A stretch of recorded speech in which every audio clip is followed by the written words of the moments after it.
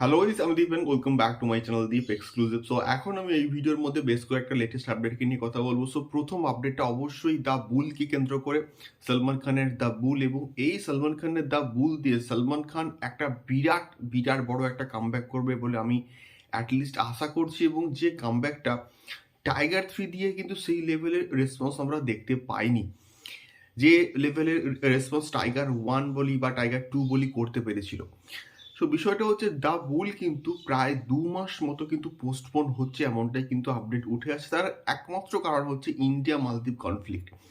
So এই যে কনফ্লিক্টটা হচ্ছে বা হয়েছে, এই জন্য কিন্তু এটা প্রায় 2 মাস মতো কিন্তু পোস্টপোন হচ্ছে, এবং এটার শুটিং প্রায় ফেব্রুয়ারি মাস থেকে কিন্তু স্টার্ট হয়ে যাওয়ার কথা ছিল। বাট বিষ্ণুবর্ধন কিন্তু এই যে 2 মাসের যে গ্যাপটা আছে, এর মধ্যে কিন্তু স্ক্রিপ্টিং লেভেলে আরও একটু ডেভেলপমেন্ট করে নেবে, এবং তারপরেই 2 মাস পরে কিন্তু এটার মোটামুটি শুটিং স্টার্ট হয়ে যাবে বলে এখন অবধি যা আপডেট কিন্তু উঠে আসছে।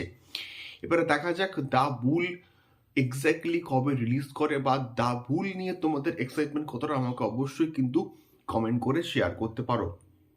এর পরবর্তী আসবো মেদানকে নিয়ে। সো বড়ে মিয়া এবং ছোটে মিয়া এবং মেদান, এই দুটো সিনেমা যে ক্ল্যাশ করছে এটা কিন্তু মোটামুটি কনফার্মড হয়ে গিয়েছে। তার কারণটা হচ্ছে গতকাল কিন্তু অজয় দেবগন ময়দানের একটা নতুন পোস্টার কিন্তু ড্রপ করেছে, এবং সেখানে কিন্তু মোটামুটি রিলিজ ডেট কিন্তু কনফার্ম করেছে যে এই ঈদেই কিন্তু আসছে ময়দান।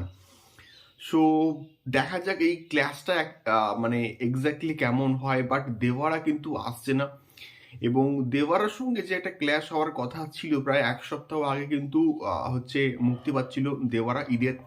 সো এই ক্ল্যাশটা কিন্তু এক্স্যাক্টলি হচ্ছে না, বাট ক্ল্যাশ কিন্তু হচ্ছে অজয় দেবগন ভার্সেস অক্ষয় কুমারের সঙ্গে, মানে ময়দান ভার্সেস বিএমসিএম কিন্তু ক্ল্যাশটা হচ্ছে। এবারে দেখা যাক, ময়দান কিন্তু কন্টিনিউয়াসলি বারবার পোস্টপোন হয়ে এসছে প্রিভিয়াসলি, ইতিহাস কথা বলছে যে কন্টিনিউয়াসলি কিন্তু পোস্টপোন হয়ে আসছে। এবারে দেখা যাক এই পার্টিকুলার প্রজেক্টটা ঈদ থেকে আবার পোস্টপোন হয়ে যায় কিনা। বাট পোস্টারটা দেখতে কিন্তু ভালো লাগছে, এবং এর টিজারটাও কিন্তু বেশ প্রমিসিং ছিল। এবারে দেখা যাক এক্স্যাক্টলি ময়দানটা কেমন হয়, বা ময়দানের রিসেপশন অডিয়েন্সের কাছে এটা কেমন হয়, এটা কিন্তু দেখার মতো বিষয়পত্র হবে। তৃতীয়ত আমি আসবো পারিয়াকে নিয়ে এবং জিদ্দাকে নিয়ে। সো পারিয়াকে একটা বিরাট বড় কিন্তু প্রমোশন করেছে, মানে ইন দ্য সেন্স আমি বলছি, গতকাল কিন্তু পারিয়ার যে ট্রেলার লঞ্চ সেখানে কিন্তু জিদ্দা উপস্থিত ছিলেন, এবং জিদ্দাকে ইনভাইট করা হয়েছিল, এবং এটাকে নিয়ে আমি কিন্তু একটা পার্টিকুলার ভিডিও করেছি। সো গতকালই কিন্তু জিদ্দা পারিয়াকে বিরাট বড় একটা সাপোর্ট করলো, মানে তার অফিসিয়াল ফেসবুক পেজ বলি বা টুইটার বলি, সেখানে কিন্তু পারিয়ার যে অফিসিয়াল ট্রেলার সেটাকে কিন্তু জিদ্দা শেয়ার করেছে, এবং এইভাবে যে পাশে আছে, এইভাবে যে কমার্শিয়াল সিনেমার যে পাশে আছে, এইটা দেখে আমার কিন্তু মানে প্রচণ্ড ভাল লাগছে যে একজন কমার্শিয়াল সুপারস্টার, একজন অ্যাকশন সুপারস্টার, আর একটা তার মানে পরবর্তী প্রজন্মের যে সুপারস্টার তার পাশে আছে, এবং তার পাশে দাঁড়িয়েছে এবং তাকে সাপোর্ট করছে। এরা দেখে আমার প্রচণ্ড কিন্তু ভাল লাগলো।